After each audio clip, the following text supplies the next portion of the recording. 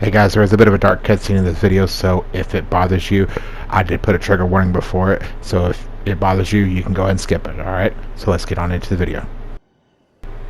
Hey guys, in today's video we're going to be doing a quick synopsis of the cutscenes and the end dialogue of the Battle of Sorrow mission for week 3, which is known as Grief. And in today's video, guys, we're going to be taking a look at the dialogue, the cutscenes for it, and I'm going to give you my synopsis on it because, guys, the story is getting really, really dark so far, and it's getting really good.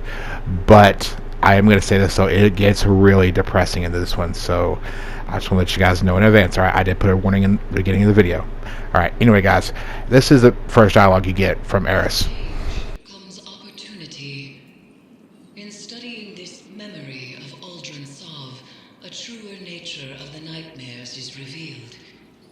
They are born of darkness, and drawn to it like moths to a flame. Callus is such a fire. Through the Leviathan, Callus's mind reaches down to the lunar pyramid, forging the connection that draws the nightmares to him. And should that connection be severed, we can stop Callus dead in his tracks before he causes any more damage. Your success with Crow isn't going to go unnoticed. Callus will push back. He may be doing so already. Recently, I've been visited in the Helm and elsewhere by one of the nightmares Eris bound to the crown. We need to push harder. I will be accompanying your next severance mission to weaken Callus's connection to the pyramid. You and I will get this done. go to the Leviathan and harvest the necessary essence of the nightmares. We must enact the next ritual of severance before it is too late. And Guardian, keep watch over Zavala. As with Crow, the Commander may find confronting his past to be the most difficult mission he has ever faced.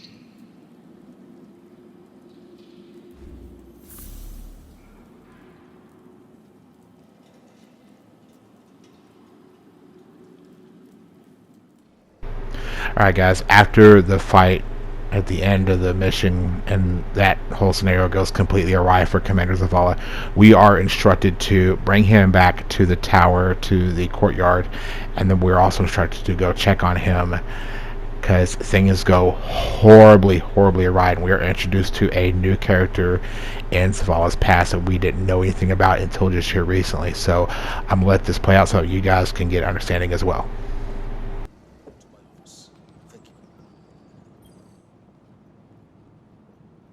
A hollow man, leading others to die. For a silent god. Is that what I've become? Have the years whittled away my nerve? I was convinced that seeing her might make things easier. That her absence cuts deeper than her presence. But they are equally sharp. Sophia. She wants me to speak her name. To confide my feelings in you. What good does it do? Go and see Eris. I'll tell her you're coming. She'll know what to say.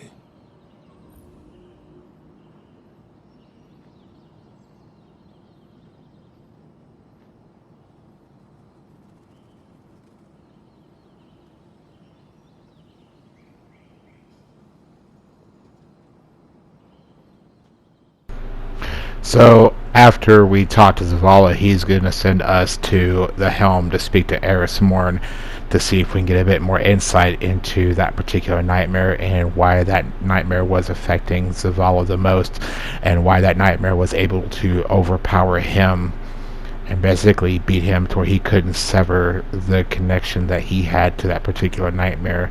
And guys, this cutscene tells all. Alright, so I'll see you after the cutscene.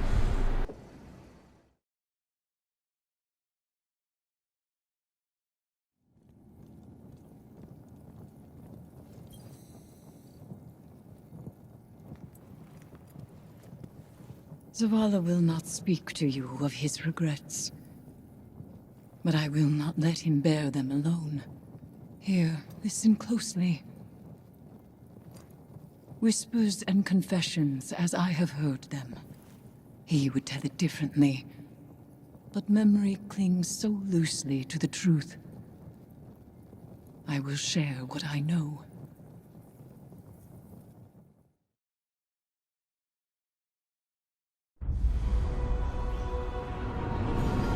Before the Vanguard, before the city, there was a woman. Her name was Sophia, and she was a surgeon. She came to Lord Saladin's gates, offering her skills in exchange for shelter. Zavala was his protege then. He had been taught his purpose, and he followed it without question. She maddened him. He infuriated her. But respect grew to admiration, and admiration to love. Does it surprise you that Zavala loved?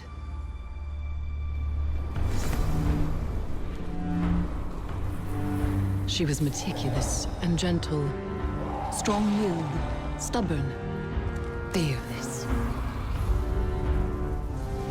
It began with an infant, orphaned in a fallen raid. Saladin had taught Zavala duty, war, and the light. But Sophia showed him that he was more than an instrument of violence. She had one life, and she would share it with him. They called the boy Hakim.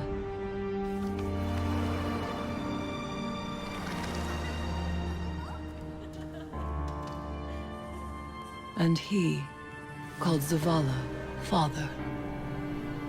In his joy, Zavala thought to abandon the light, as he had abandoned Saladin's ways. That joy ended as it began, with their son.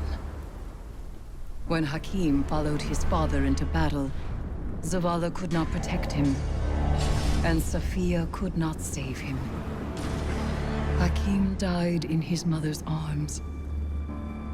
Zavala wanted her forgiveness, but she knew there was nothing to forgive. And that giving up the light would be no absolution for him. They returned to the lives they once led.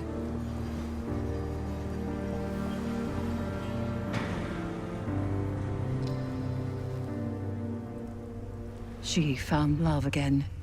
She had a daughter. And when Sophia passed, he asked her to forgive him. Through each generation, he mourned. He asked for their forgiveness. And still, he has not found it. Zavala's wounds run deeper than he allows us to see. The lengths he has gone to cut himself off from his heart is familiar. It is through accepting what we cannot change where we find the strength to move forward. We grieve, we move, and we grow. Zavala only knows grief. But perhaps there is hope in others, in the council of friends and family. There is no running from his truth any longer. The past is laid bare, and so too the commander's heart. Resume your patrols aboard the Leviathan, Guardian, and I will see what can be done elsewhere.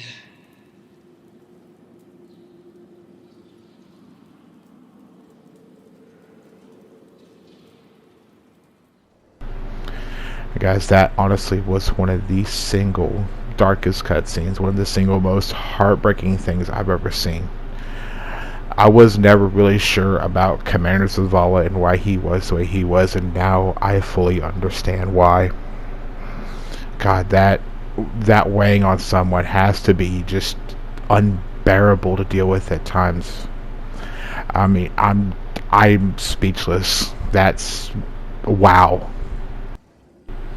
And also, if you go to the radio console to the right of the crown, you'll get this radio message from Amanda Holiday.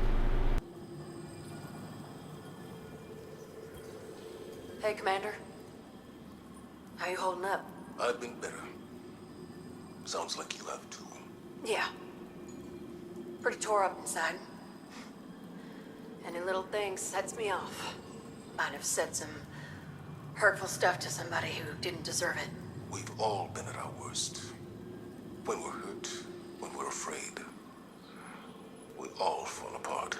Feels like I'm held together by duct tape and spit lately. The last few weeks have opened up some old wounds. Reminded me of important people I've lost. My wife, my son. Yeah. I know that kind of hurt. Other way around, though. I still think about my folks, but I can't really remember their voices anymore. I can't remember Hakeem's voice either. I try so hard. You wanna tell me about him? Your wife? Someday. Not today. Not yet. Want some company down in your office anyway? We don't have to talk. Maybe we just sit. I'd like that. Thank you, Amanda. Ain't nothing. It's what family does.